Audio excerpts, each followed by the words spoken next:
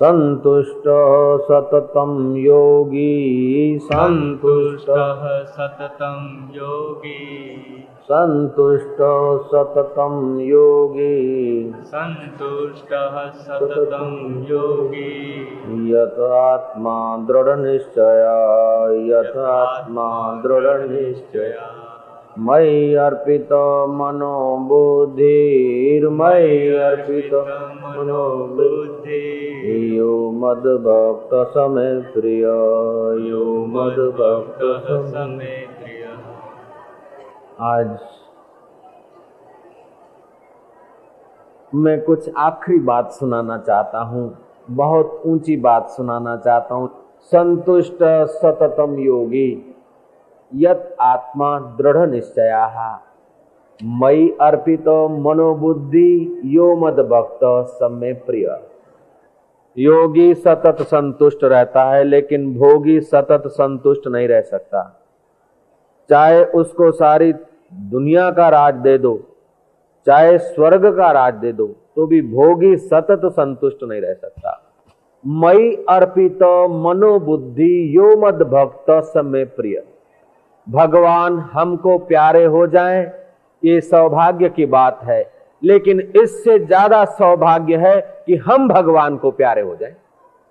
ईश्वर की भक्ति हम करें, ये अच्छी बात है, ईश्वर को प्रेम हम करें, ये अच्छी बात है, लेकिन इससे भी ऊंची बात है कि ईश्वर को हम प्यारे हो जाएं, ईश्वर हमको प्यार करे। हम ईश्वर का भजन करें, ये तो अच्छी बात है, लेकिन ऐसी भी घड़ियां आती है कि ईश्वर हमारा भजन करे। और ईश्वर अपना भजन करे, समझ लो अपना भजन फल गया। हम भजन करते हैं, स्वीकार हुआ या न हुआ कोई पता नहीं, लेकिन जब वो भजन करता है, हमें याद करता है ना, तो हम स्वीकार हो गए, तभी तो याद करता है। और वो हमें याद करे, उसको हम प्यारे हो जाएं, उसकी तरकीब भी उसने बता दी। संतुष्ट सततम योगी यत आत्मा दृढ़ निश्चया मयि अर्पित मनोबुद्धि यो मद भक्त स मे प्रिय। वो मुझे प्यारा है। और जो अंतर्यामी भगवान को कर्षति आकर्षति इति कृष्ण, जो सबके दिल में आकर्षित कर रहा है, सबको प्राणी मात्र सुख से आकर्षित है। कीड़ी भी सुख चाहती है, पंछी भी सुख चाहते हैं, गौ भी सुख चाहती है, मनुष्य भी सुख चाहते हैं। और जो सुख से आकर्षित हैं, जो आनंद से आकर्षित हैं, कर्षति आकर्षति इति कृष्ण, जो कर्षित कर दे, आकर्षित कर दे, आनंदित कर दे, वो कृष्ण है। बताओ फिर इस्लाम में कृष्ण है कि नहीं, जैन में कृष्ण है कि नहीं, बौद्ध में कृष्ण है कि नहीं, यहूदियों में कृष्ण है कि नहीं, त्यागी में कृष्ण है कि नहीं, रागी में कृष्ण है कि नहीं। सब लोग आकर्षित हो रहे हैं आनंद से, सब आनंद चाहते हैं, चाहे बौद्ध हो, चाहे जैन हो, चाहे मक्खी हो, चाहे मच्छर हो, चाहे भूत हो, चाहे प्रेत हो, चाहे अला हो, चाहे बला हो, चाहे डाकिनी हो, चाहे साकिनी हो, चाहे हिंदू हो, चाहे ईसाई हो, लेकिन सब आनंद के लिए सुबह से लेकर शाम तक और जीवन से लेकर मौत तक सब प्राणी आनंद के लिए भाग दौड़ करते हैं। आप लोग इधर आए तो आनंद के लिए, हम लोग दाढ़ी बना के बाबा जी हुए तो आनंद के लिए, और तुम दाढ़ी मुंडा के बेटा जी हुए तो आनंद के लिए, और कोई बफ गुलाब बना के छोरा जी हुआ तो आनंद के लिए, और कोई दो दो चुटला बना के बेटी जी हुई है तो आनंद के लिए, और कोई मुंडम मुंडा के साध्वी हुई है तो आनंद के लिए, और कोई बाल बढ़ा के वैसी हो गई तो आनंद के लिए। प्राणी मात्र आनंद के लिए चेष्टा करता और दूसरा कुछ नहीं करता है। बोले बाबा जी ये तो पैसा के लिए जाता है, पैसा के लिए नहीं जाता है। पैसा लाएगा तो क्या चाहेगा, पैसा देकर वस्तु लाएगा और वस्तु का उपयोग करके सुख चाहेगा और कुछ नहीं चाहता। पैसा नहीं चाहता, सुख चाहता है। जय जय। पैसा आ गया, ये पैसों वाले बैठे हैं बड़े बड़े, पूछो पैसा से सुख होता तो बाबा जी के पीछे पीछे आते। जयराम जी की कह दो, देख लिया पैसा नहीं था तो समझा कि पैसा आएगा तो सुखी होऊंगा। पैसा आ गया मकान बन गया, गाड़ियां बन गई, ये हो गया, लेकिन वो सुख कोई और चीज है। चलो असली सुख नकली सुख में कुछ नहीं, असली सुख के लिए बाबा जी के पास सुख के लिए आते, दुख कोई नहीं चाहता। तो सच पूछा जाए तो दुनिया में कोई नास्तिक हो नहीं सकता। जय जय। हाँ, किसी संप्रदाय को कोई माने, कोई देवी को, देवता को, भगवान को माने चाहे न माने, लेकिन सुख को तो सब चाहते हैं। तो भगवान का असली स्वरूप है सच्चिदानंद, सत्य, चित्त और आनंद। वो सत्य है और चैतन्य, और उसी का आनंद आता है। लेकिन उसको ठीक से नहीं जानते तो ठीक से आनंद नहीं टिकता, और बेठीक रास्तों से आनंद लेना चाहते हैं, उसीलिए हम दुखी हो जाते हैं। जय जय। हम उसे ठीक से नहीं जानते हैं, उसलिए ठीक आनंद नहीं टिकता। बेठीक रास्तों से हम आनंद चाहते हैं, उसीलिए आनंद टिकता नहीं, दुख टिक जाता है। जैसे दादर की खुजली होती है ना, दाद होता है ना, दादर बोलते ना, उसको खुजलाने से जरा मजा आता है, लेकिन वो खुजलाने का मजा ठीक रास्ता नहीं, घाव बढ़ जाएगा। ऐसे ही जो कुछ हम बाहर का सुख लेने की कोशिश करते हैं, ये समझो अंदर अपने खुजलाहट पैदा करते, फिर दिल में दुख और परेशानी बच जाती। इसलिए भगवान रास्ता बता रहे हैं कि संतुष्ट सततम योगी, यत आत्मा, जो यत्न करने वाला है, यत्नशील जो है, ठीक ढंग पर यत्न करता है, वो सतत संतुष्ट रहता है। और जो भी ठीक पर यत्न करता है वो परेशान हो जाता है। जो इलाज किया त्यों दर्द बढ़ता गया, जो सुख के लिए कोशिश की, नौकरी की, लुगाई लाए, छोरे लाए, परिवार हुआ, लेकिन पूछो क्या हाल है। जवान स्कूल में जाता है, क्यों जाता है बेटे के महाराज, आशीर्वाद दे दो ना, मैं पास हो जाऊं। अच्छा जी, हो जाएगा, थोड़ा भगवान का स्मरण करना। हो गया। फिर बाबा जी अब मैट्रिक पास हो गए, कॉलेज में एडमिशन मिल जाए, मिल गई। कॉलेज का बाबा जी ये आखिरी साल है, पास हो जाऊं।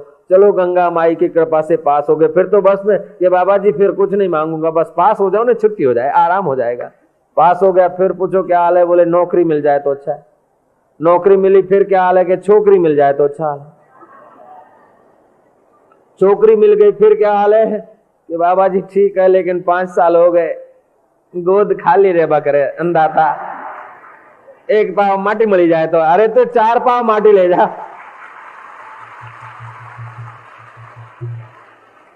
जिनके पास 4 पाव माटी, उनसे पूछो क्या हाल है कि बाबा जी छोरा तो 4 है, लेकिन केड़ो नहीं करे। अब केड़ो करे तो कि केड़ो तो करे, पर वहां सगाई नहीं वेबो करे। सगाई हो गई, 4 छोरा रही, 4 वो आई। फिर पूछो क्या हाल है कि छोरा तो है, पर 2 को तो संतान हुआ और 2 को नहीं हुआ बाप जी, वो देहा कर। हो गया। अब क्या हाल है कि बाप जी बूढ़ा हो गया हूं, आंखें बढ़ाता नहीं है, अब घर में कचकच होती है, और बाप जी रात को नींद नहीं आती। बाप जी संसार में कोई सार नहीं। और एक काका, अभी तेरे को पता चला संसार में सार नहीं? वो तो आखिर इतना सब, अब क्या हाल है कि बाप जी आशीर्वाद करो, मैं तो कि मरे जाऊं तो सुखी हूं। तो मरता भी है, सुख के लिए मरना चाहता ना। आज तक बोलता था कि पढ़ लूं तो सुखी हो जाऊंगा, पास हो जाऊं तो सुखी हो जाऊंगा, नौकरी करूं तो सुखी हो जाऊंगा, छोकरी लाऊं तो सुखी हो जाऊंगा, फिर बच्चे बनाऊं तो सुखी हो जाऊंगा, दादा बन जाऊं तो सुखी हो जाऊंगा। अब देखो क्या हाल है कि बोले बाप जी संसार में कोई सुख नहीं है, कोई सुख नहीं है बाप जी, कोई किसी का नहीं है। बाप जी मर जाऊं तो बस आशीर्वाद दो। क्यों मरना चाहते कि दुख है? दुख है तो आप सुख चाहते ना। मौत भी सुख के लिए चाहते हैं, बच्चा भी सुख के लिए चाहते हैं, नौकरी भी सुख के लिए चाहते हैं, और भैया और बदली किसके लिए चाहते हैं? सुख के लिए। प्राणी मात्र की गहराई में सुख की मांग है, इस बात का कोई अस्वीकार नहीं कर सकता है। और जो सुख है 2 प्रकार का है। एक संसार की चीजें के लिए भटक भटक के, जैसे कुत्ता हड्डी चबाता है, चबाते चबाते उसकी मैड़ों से खून निकलता है, समझता है इसमें मजा आ रहा है।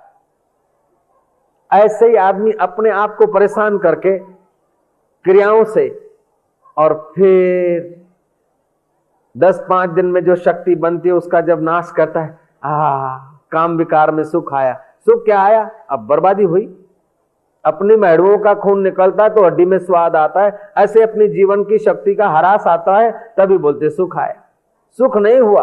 आप कोई पिक्चर देखते हैं, कोई अच्छा, जिसको अच्छा मानते क्रिकेट देखते, तो क्या होता है, रात भर आप सोते हैं तो आपकी शक्ति संचय होती है, और दिन को देखते क्या है, तो आपके वेव्स खर्च होते हैं, आपकी एनर्जी यूटिलाइज होती, खर्च होती है, तभी आपको मजा आता है।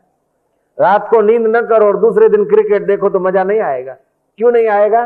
कि आपकी जो सुख की अपनी शक्ति है, मेहरों का जो खून है वो नहीं है, तो हड्डी जमाने में सुख कहां है? तो ऐसे ही कान से द्वारा सुनने का सुख, आंख के द्वारा देखने का सुख, और महाराज विकारों का सुख, ये सारा का सारा सुख जो है, तुम्हारी शक्ति नाश होती है, तभी अपने को सुख की भ्रांति होती है। सच्चा सुख वो नहीं। भगवान बताते हैं जिसने सच्चा सुख ले लिया वो मुझे बहुत प्यारा है। संतुष्ट सततम योगी यत आत्मा दृढ़ निश्चया मई अर्पित मनोबुद्धि यो मद भक्त सब में प्रिय, वो मुझे बहुत प्यारा है। नर्मदा के किनारे, भरूच नाम सुना होगा तुमने, नर्मदा के किनारे एक विशाल वट वृक्ष था। वृक्ष के नीचे एक मुल्ला रहता था। उन लोगों को झाड़ता था, बुहारता था, भूत प्रेत डाकिनी साकिनी निकालता था, ऐसा उसका धंधा था। वो झोपड़े में हर बारिश में झोपड़ा टपके, और कहीं रसोड़े में टपके, चूल्हे में टपके, कहीं बिस्तर पर टपके, लेकिन वो झोपड़ा टपकता रहता। मोलवन बोलती जरा सुधार क्या हो, मुल्ला ऊपर चढ़ता, झोपड़ा को ठीक ठाक करता, लेकिन उतरते समय वो चटाइयों में या ऐसे उन ऊपर जो सामान कचरा पटे था, कहीं उसका पैर लग जाता, खड्डा पड़ जाता, फिर टपकन चालू। एक जगह ठीक करता तो 2 जगह बिगड़ जाता, 2 जगह ठीक करता तो 1 जगह बिगड़ जाती। हर चौमासे में झोपड़ा कहीं न कहीं से टपकता ही रहता। पिछले 9 साल से यह हालत थी कि हर चौमासे में 4-4 बार वो ऊपर चढ़े, लेकिन बेचारा कुछ न कुछ उतरते समय कहीं न कहीं हाथ जम जाए, कहीं पैर जम जाए, खड्डा हो जाए और पानी टपकता रहे। मोलवन ने सोची कि 9 साल हो गए, ये झोपड़ा बना नहीं सकते, बरसात में रसोई कैसे बनाए, और बिस्तर भीग जाते, ये अपना जरा सा झोपड़ा ठीक नहीं कर सकता है तो धंधा कैसे करता है, कमाता कैसे होगा, कैसे लाता है लोगों के पास से। सोच रही थी, इतने में एक आया बुलावा कि मुल्ला जी चलो हमारे भाई को जरा भूत लगा है। मुल्ला जी अपना झोली झंडा में जो कुछ अटरम सटरम था वो डाल के और चले। मौलविन को हुआ कि मैं देखूं ये कैसे कमाते हैं। मौलविन धीरे धीरे दबे हुए पैर गई। मुल्ला जी ने अपना निकाला जादुई लकड़ियां और कुछ, वो लड़का को खटिया से बांध के सुला दिया था। मुल्ला ने एक फेरा मारा और लड़का के कान में कहा, फू, आकाश बांधूं पाताल बांधूं, आकाश को बांध दूंगा, पाताल को बांधूंगा, जल बांधूं, थल बांधूं, तेज बांधूं, पृथ्वी बांधूं, भूत बांधूं, प्रेत बांधूं, डाकिनी बांधूं, साकिनी बांधूं। कान में जोर से फूंक मारी, फूं।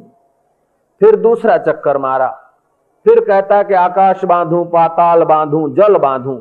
जब जल बांधूं कहता है तो मूलवन की रीढ़ की हड्डी सीधी हो गई कि ये जल को बांधने की बात कर रहा है।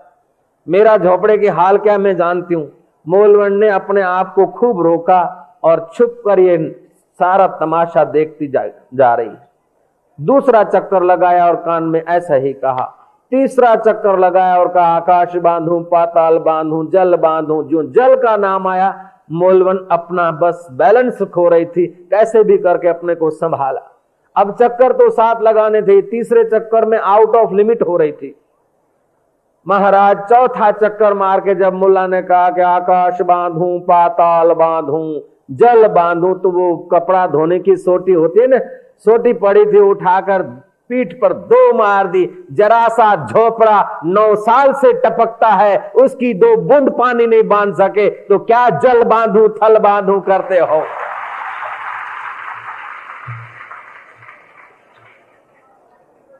आप लोग तालियां तो बड़े प्रेम से बजाते हो, मुझे मजा भी आता है, लेकिन मुझे कहना होगा वो मुल्ला दूर नहीं है, हमारा पड़ोसी है, तुम लोगों का पड़ोसी है।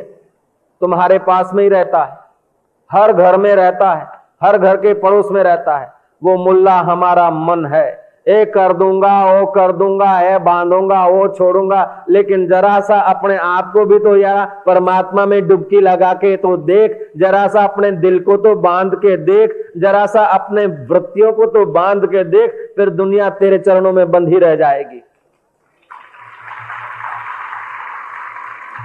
ये जरा सा हृदय है, अंगुष्ठ मात्र, इधर जरा ठीक कर लो, सारी दुनिया तुम्हारी हो गई।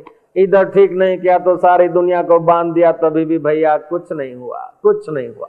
तो भगवान तुमको वो झोपड़ा बांधने की अटकल दे रहे हैं।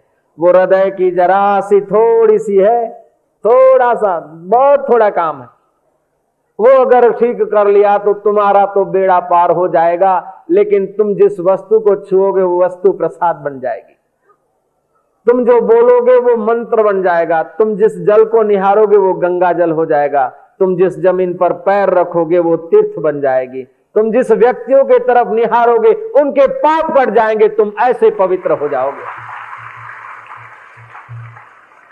एक बार केवल जरा सी डुबकी मार दो, तुम इतने महान हो सकते, इतने पवित्र हो सकते हो। हम उस परमात्मा के सुख में, उस सतत संतुष्ट रहने वाले सुख से हम डरते हैं, उधर नहीं जाते। आकाश बांधू पाताल बांधू भागते हैं, लेकिन जो जरा सी झोपड़ी दिल की है उसको अगर बांध ले तो बेड़ा पार हो जाता है। संतुष्ट सततम योगी यतात्मा दृढ़ निश्चया मयि अर्पित मनोबुद्धि यो मद भक्त सब में प्रिय। तो कि मयि अर्पित मनोबुद्धि कैसे करें?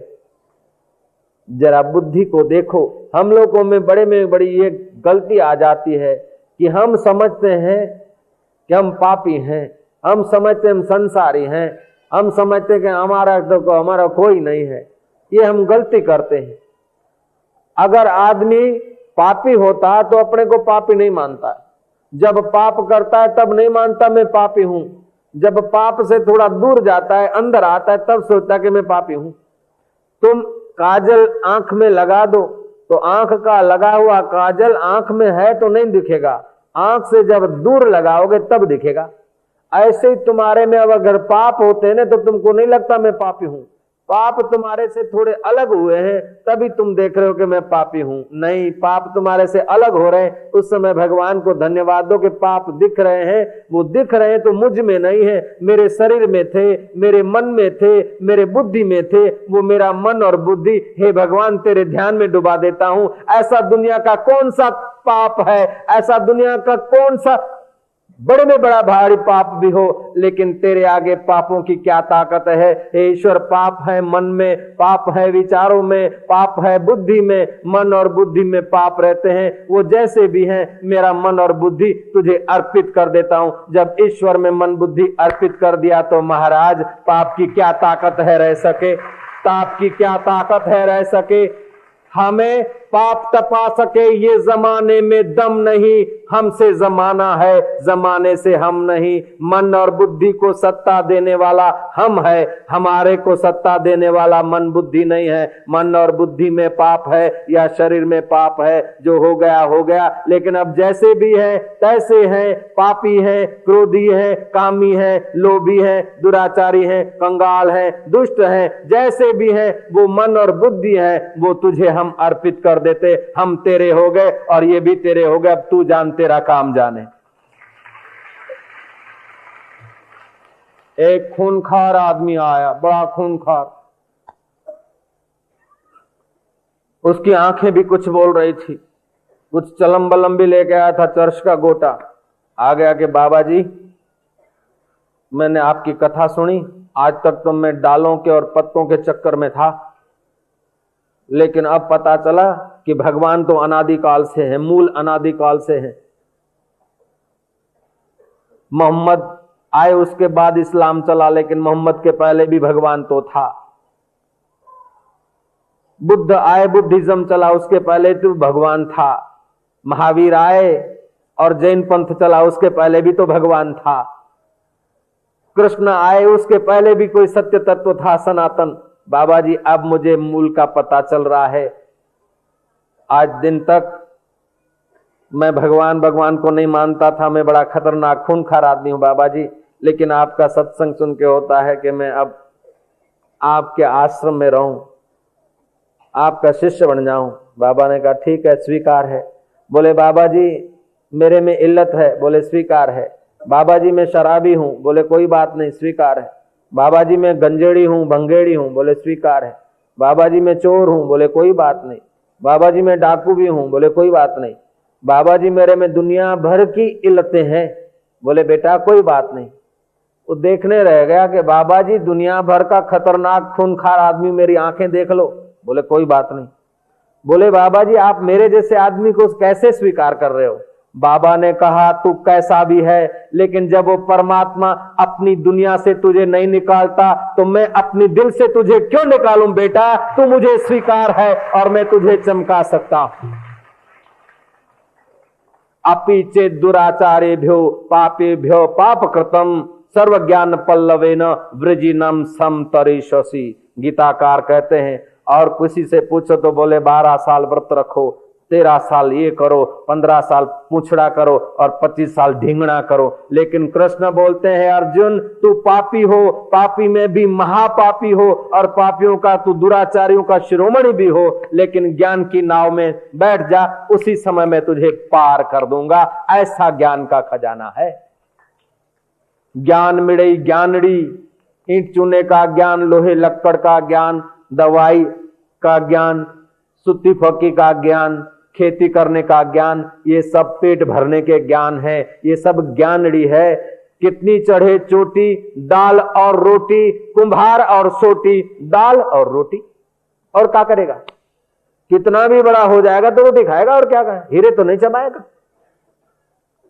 तो ये सब ज्ञान जो है ज्ञानड़ी है। ज्ञान मिड़ई ज्ञानड़ी, ज्ञान तो ब्रह्म ज्ञान, जैसे गोला तोफ का 1600 मैदान। ये ब्रह्म ज्ञान सुनने से इतना पुण्य होता है कि हजारों लाखों रुपया खर्च करके जो लोग यात्रा करते हैं, यात्रा से इतना पुण्य नहीं होता जितना ज्ञान का श्रवण करने से पुण्य होता है। ये ब्रह्म ज्ञान की चर्चा भगवान कृष्ण अर्जुन को सुना रहे। एक तरफ कृष्ण कहते हैं यदा यदा ही धर्मस्य ग्लानिर्भवति भारता, जब जब धर्म की ग्लानि होती है तो धर्म की स्थापना करने आता हूं, ऐसा कहते हैं।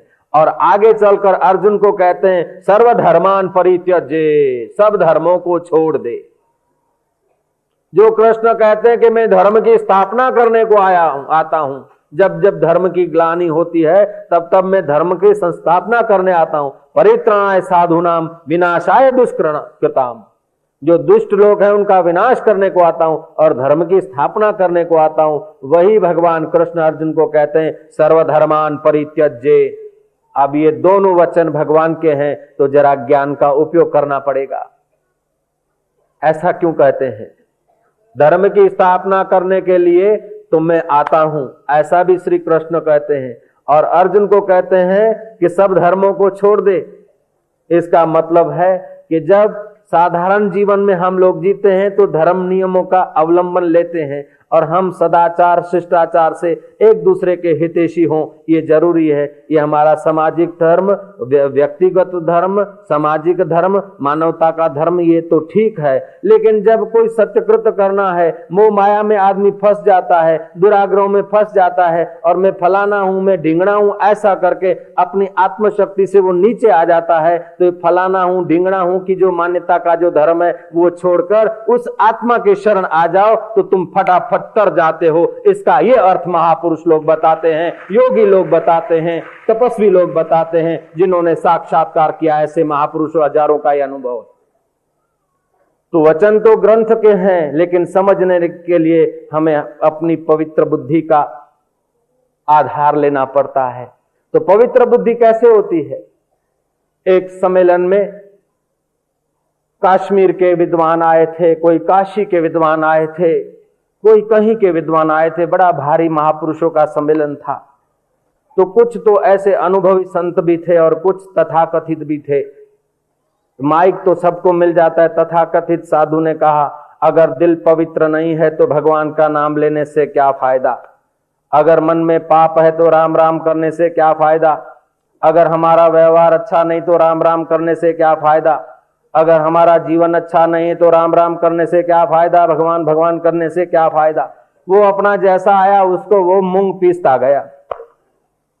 जब बेजवाबदार लेक्चर करके बैठ गया तब एक सच्चे ईमानदार जवाबदार संत के चरणों में लोगों ने प्रार्थना की कि बाबा जी अब उपदेश देंगे। बाबा जी ने कहा कि भैया अभी अभी इन्होंने कहा कि मन पवित्र नहीं हो तो भगवान का नाम लेने से क्या फायदा, मन पवित्र नहीं है तो राम राम करने से क्या फायदा। मैं इनको पूछता हूं, मन मैला है तो उसको धोने के लिए तुम बताओ कौन सी साबु की जरूरत रहेगी, कौन सा सोडा खार ले आए, अथवा कौन से धोबी के दुकान पे अपवित्र मन की पवित्रता होगी, ये मुझे जरा बता दे। मन अगर पवित्र नहीं है तो राम राम करने से क्या फायदा, तो मन पवित्र किस धोबी की दुकान पे होगा ये तो बता दो। अगर अपवित्र है तभी तो राम राम कर रहे हैं, अपवित्र को ही तो पवित्र करना है। जब पवित्र है तो राम राम क्या कहेंगे, राम तत्व में ही लीन हो जाएंगे, राम कहते ही समाधि लग जाएगी, राम कहते ही राम रस में खो जाएंगे। तो मन अपवित्र है तो भगवान का नाम लेने से क्या फायदा, मन अपवित्र है तो मंदिर में जाने से क्या फायदा। अरे भैया तो बताओ, मन अपवित्र है तो कौन सी लॉन्ड्री में इसको पवित्र किया जाए, कौन से धोबी घाट में ले जाए। तो इन बातों को समझना होगा।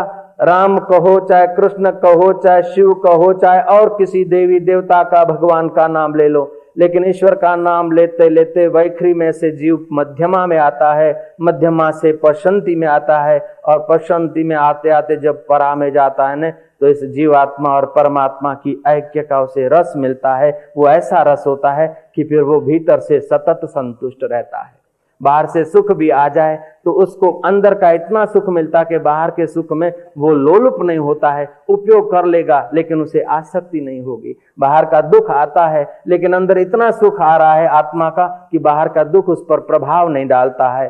तो सुख आता है जाता है, दुख आता है जाता है, वो जानता कि मेरा आत्मा एक रस है। वो एक रस आत्मा के सुख में इतना तृप्त है कि कृष्ण के वचन यहाँ सार्थक हो जाते हैं। संतुष्ट सततम योगी।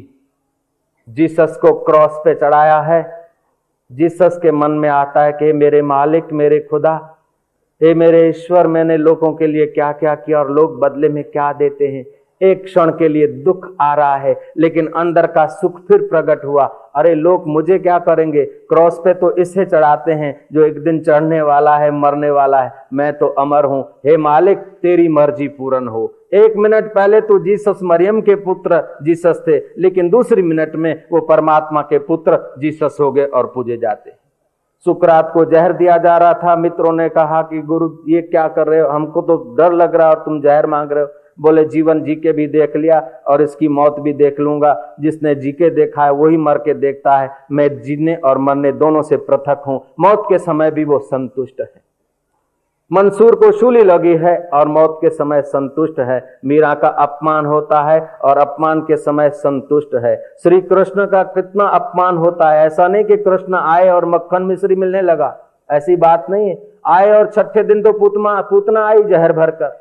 देनकासुर, बकासुर, अघासुर जैसे आए, मामा के साथ दुश्मनी, युद्ध, फिर भी जब देखो तो श्री कृष्ण की बंसी बज रही है। जब देखो तो मुस्कुरा रहे, जब देखो तो मुस्कुरा रहे। मुस्कुरा के गम का जहर जिनको पीना आ गया, ये हकीकत है कि जहां में उनको जीना आ गया। तो आज का श्लोक है संतुष्ट सततम योगी यत आत्मा दृढ़ निश्चया मई अर्पित। मई अर्पित माना मुझ में, आत्मा में जो मन बुद्धि को अर्पित करता है। रात्रि को अनजाने में हमारी नेत्र इंद्रियां, कान इंद्रियां, धारणा इंद्रियां, त्वचा इंद्रिय, सब इंद्रियां संकुचित होकर मन में लीन होती है, मन बुद्धि में लीन होता है और बुद्धि अनजाने में अविद्या के पर्दे के बीच आकर आत्मा में लीन होती है। हमारा मन और बुद्धि आत्मा में लीन होता है अनजाने में, तो हमारे शरीर की थकान मिटती है, हमारे इंद्रियों की थकान मिटती है। लेकिन हम समझकर ध्यान के द्वारा आत्मा में लीन हो जाएं तो हमारे जन्म जन्म की थकान मिटती है और हमारा तो उद्धार होता है, हमारे कुल का भी उद्धार होता है। इसीलिए शास्त्र कहते हैं संतुष्ट सततम योगी यत आत्मा दृढ़ निश्चया भोगी सतत संतुष्ट नहीं रह सकता। ऐसा कोई भोग नहीं है कि भोग के समय उसके लिए प्रयत्न न करना पड़े, भोगते समय शक्ति क्षीण न हो और अंत में भोग नाश न हो, ऐसा कोई दुनिया में भोग नहीं है।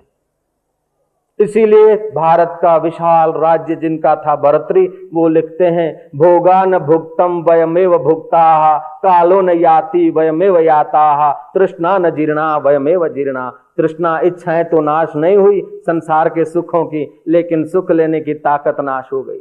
भोग तो पूरे नहीं हुए लेकिन हमारा जीवन पूरा हो गया। दुनिया के जो मजे हैं हरगिज कम न होंगे, चर्चे यही रहेंगे, अफसोस हम न होंगे। एक दिन ऐसा आएगा कि हम न होंगे, लोग हमें शमशान में पहुंचा कर आएंगे। उसके पहले लोग हमें शमशान में छोड़ाएं, उसके पहले हम अपने मन को जरा परमात्मा में छोड़ाएं तो कितना अच्छा होगा, कितना सुंदर होगा, कितनी मंगलकारी जिंदगी शुरू हो जाएगी। वैदिक काल की बात है, एक सम्राट घूमने गया, रात्रि हो गई, पूनम की रात रही होगी। लौटते समय दूसरे रास्ते से आया, एक झोपड़ी दिखी। देखा कि इस जंगल में कौन बेचारा रहता है। झोपड़ी में जरा झांका कि एक टाट का टुकड़ा, उस पर कोई बैठा है और ज्ञान मुद्रा में परमात्मा के ध्यान में मस्त लगता है। कोई भिखारी है, कोई साधु है।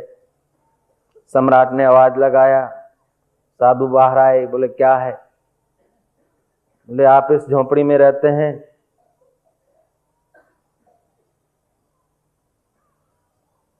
साधु ने थोड़ा इशारा किया, हाँ। नीचे आए, घोड़े से उतरे, देखा कि कनिस्टर में जरा से मूंग पड़े। जो रजाई है उसको कई चिथरे लगे हैं, टाट का टुकड़ा है, बर्तन टूटा फूटा है और झोपड़ा ऐसा कि दिया जलाने की जरूरत नहीं पड़ती। चंद्रमा के किरणों टिमटिम आते हैं, दिया बत्ती नहीं है, तेल भी नहीं है, केरोसिन भी नहीं।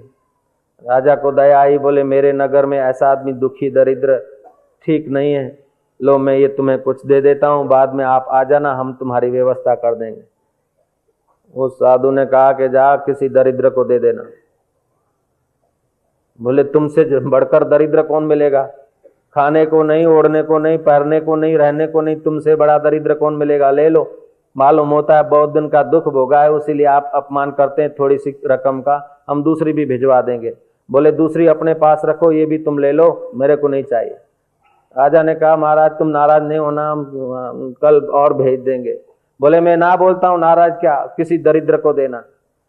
राजा ने कहा फिर तुमसे बढ़कर दरिद्र कौन मिलेगा? तब वो बाबा जी आ गए अपने सतत संतोष के स्वभाव में। बोले मैं दरिद्र नहीं हूं, मैं तो सोना बनाना जानता हूं। सोना मुझे तो नहीं जानता, मैं सोना बनाना जानता हूं। जन देखा कि बाबा लोगों का तो भला कहो भाई, छुपे वेश में क्या पता कौन हो। देखता ही रह गया। बोले देखते क्या हो? मैं सोना बनाना जानता हूं। बाबा की वाणी में कोई सच्चाई थी, कोई गहराई थी। राजा को एक गहरी चोट लग गई कि हाँ वास्तव में हो सकता है। राजा सुकड़ गए, झुक गए। बोले महाराज तो फिर दास हाजिर हो जाए, दास को सिखाओ। बोले बेटा सुबह 4 बजे आना नहा धो के। जी महाराज। रात भर नींद नहीं आई उस युवराज को। सुबह आया, बाबा जी ध्यान में हैं, बाहर खड़ा रहा अदब से। बाबा जी ने ध्यान खोला, बोला आ गया कि हाँ। बोले अब ऐसा कर, तूने मेरे को कहा मैं दरिद्र हूं, अब मैं दरिद्र हूं कि तू दरिद्र? तू मांगने आया मेरे से, मैं देऊंगा तब तू लेगा सोना बनाना। तूने मेरे को कहा तुम दरिद्र हो, अब बता तुम दरिद्र कि मैं दरिद्र? राजा और राजकारणी लोग किस समय कहां झुकना और कहां अकड़ना वो तो जानते, तभी तो बेचारे राज कर सकेंगे। बोले यहां झुकने का मौका है। बोले महाराज हुकुम, दास दरिद्र है। बोले तू 7 बार कह मैं दरिद्र और तुम सम्राट, मैं दरिद्र तुम सम्राट। बोले मन में सोचा 7 बार क्या 17 बार भी कहने से अगर सोना बनाना सीख लिया तो अपना लोहा तो राज्य में बहुत है, दे सोना करके आसपास के सब राज्य खरीद लेकर उनको अपना बना के सम्राट बन जाऊंगा। इतना राज्य होते हुए भी तृष्णा जीर्ण नहीं हुई, और कुछ चाहिए, और कुछ चाहिए, और कुछ चाहिए। चाहिए में पृथ्वी का राज्य एक आदमी को मिल जाए तभी भी वो संतुष्ट नहीं रह सकता, जब तक आत्मा का रस उसे नहीं आया। गीताकार ने बहुत सुंदर बात कही है, संतुष्ट सततम योगी। ऐसा नहीं कहा संतुष्ट सततम धनवान, संतुष्ट सततम रूपवान, संतुष्ट सततम आदमी, संतुष्ट सततम माया, संतुष्टम सततम साधु, संतुष्टम सततम गृहस्थी, ऐसा नहीं कहा। लेकिन जिसने आत्म परमात्मा का योग कर लिया वो सतत संतुष्ट रहता है। जो आत्मा के रस से विमुख है उसका सतत संतोष, सतत आनंद नहीं रह सकता है।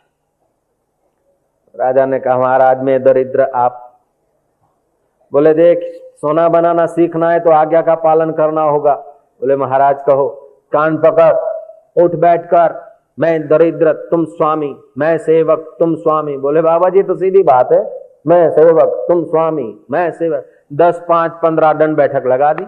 युवा तो था ही। महाराज जो कान पकड़ के दंड बैठक लगाई, सुबह का समय था, बाबा जी ध्यान करते थे, वो वाइब्रेशन थे, श्वासोश्वास चला, प्राण अपान की गति टकराई, थोड़ा सा सुषुम्ना का द्वार खुला रहा होगा, अथवा तो प्राणायाम का प्रभाव और वाइब्रेशनों का प्रभाव से उसकी थोड़ी सी चित्तवृत्ति सात्विक हुई। बोले बेटा अच्छा थोड़ी देर बैठ जा, मैं जरा सोचता हूं। ध्यान व्यान लगाकर, सोचना तो क्या था, ध्यान लगाकर उसकी कल्याण की जरा सी भावना कर दी। दिन उग गया। बोले आज तो नहीं होगा, थोड़े दिन आता जा, जब मेरे को मौज आएगी ना तब मैं सिखा दूंगा। युवराज गया, कथा कहती। दूसरे दिन आया, बाबा ने दूसरे ढंग का कुछ बिठाया, कुछ प्राणायाम कराया। तीसरे दिन बिठाया, प्राणायाम कराया। ज्यों ज्यों बिठाया, प्राणायाम और ध्यान कराया, त्यों त्यों उसकी रजस और तमस वृत्तियां शांत होती गई और सत्व वृत्तियां उठती गई। उसे अंदर का रस आने लगा। शुरू में तो प्रलोभन से राजा ने उन राजा को बुलाया, लेकिन कुछ दिनों के बाद उस युवराज भाग्यशाली को आए बिना चैन नहीं पड़ता था। और आए बिना चैन नहीं पड़ता था, तब राजा को देखा कि अब पात्र है, ध्यान में बिठाया और थोड़ी संप्रेक्षण शक्ति का और धक्का मार दिया और महाराज उसकी समाधि लग गई। कुछ घंटों के बाद उठाया। बोले बोल बेटा कितना सोना बनाना है।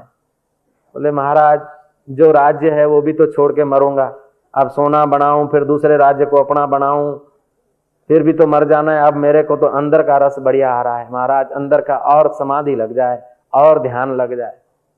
बोले बेटा अब बता तू पहले राजा था कि अभी राजा है।